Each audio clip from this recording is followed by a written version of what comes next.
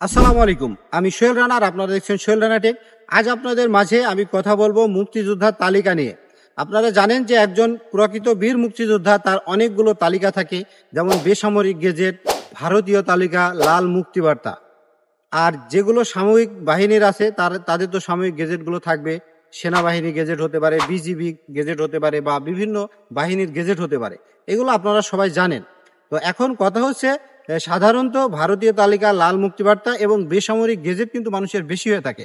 তো এইগুলো নিয়ে একটু কথা বলি। সেটা হচ্ছে, আপনারা এইগুলো অনলাইন থেকে খুঁজে পেতে বা সহজে আপনি এটা কিভাবে ডাউনলোড করবেন সে বিষয়ে একটু কথা বলি। কিন্তু আমি স্ক্রিনে গিয়ে আপনাদের সরাসরি দেখাই দিচ্ছি যে কিভাবে এইগুলো আপনারা ডাউনলোড করবেন। প্রথমে আপনারা লিঙ্ক ডেসক্রিপশনে দেওয়া থাকবে, সেখান থেকে ক্লিক করলে এরকম একটা ইন্টারফেস আসবে। এখানে আপনি প্রথমে তালিকার ধরন সিলেক্ট করবেন। যদি বেসামরিক গেজেট হয় বেসামরিক গেজেট, ভারতীয় তালিকা হলে সেটা দেখাবেন। শহীদ বেসামরিক গেজেট, সশস্ত্র বাহিনী, শহীদ বিজিবি, শহীদ পুলিশ গেজেট, যুদ্ধাহত গেজেট, খেতাবপ্রাপ্ত গেজেট, মুজিবনগর গেজেট, বিসিএস ধারণকৃত গেজেট, সেনাবাহিনী, বিমান বাহিনী, সকল ধরনের গেজেট কিন্তু এখানে আছে। আনসার, পুলিশ, বীরাঙ্গনা, লাল মুক্তিবার্তা, বীরাঙ্গনা, সাময়িক সনদ, যুদ্ধাহত সেনা গেজেট, বুদ্ধিজীবী গেজেট সবই এখানে আছে। তো আপনার যে গেজেটটা সেখানে আপনি সিলেক্ট করবেন। আমরা একটা বেসামরিক গেজেট এখানে ক্লিক করলাম যে কোন জেলা উল্লেখ করতে হবে। এখানে আমি একটা জেলা সিলেক্ট করলাম, চুয়াডাঙ্গা উপজেলা সদর, দিয়ে এখানে গেজেটের ক্রমিক নাম্বার দিতে হবে।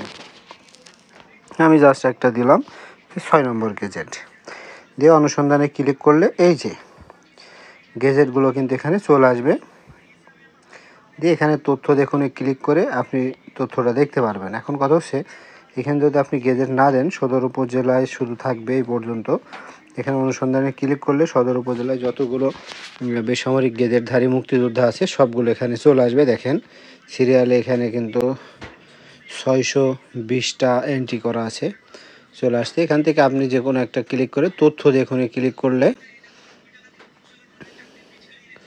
তথ্য এই এখানে চলে আসবে। দেখেন গেজেটের তার নাম, ঠিকানা, ডিটেলস থাকবে, এবং তার হচ্ছে এই যে অরিজিনাল যে গেজেট সেই গেজেটটা কিন্তু এই যে পেছনে দেওয়া আছে। দেখেন গেজেটের পাতা থেকে স্ক্যান করা।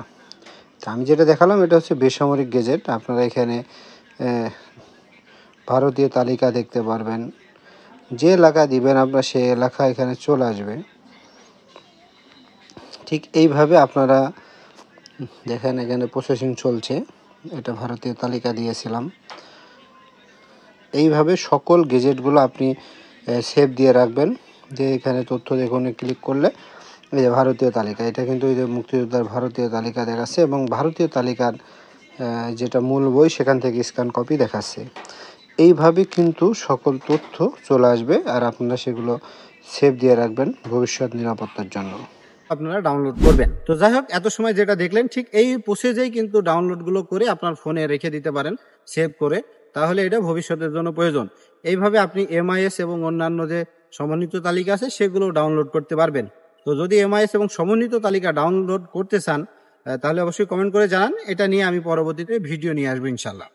তো যাই হোক, এই ছিল ভিডিওটি ভালো লাগলে অবশ্যই একটা লাইক করবেন এবং আপনার সুন্দর মতামত দিবেন। আসসালামু আলাইকুম, ভালো থাকবেন।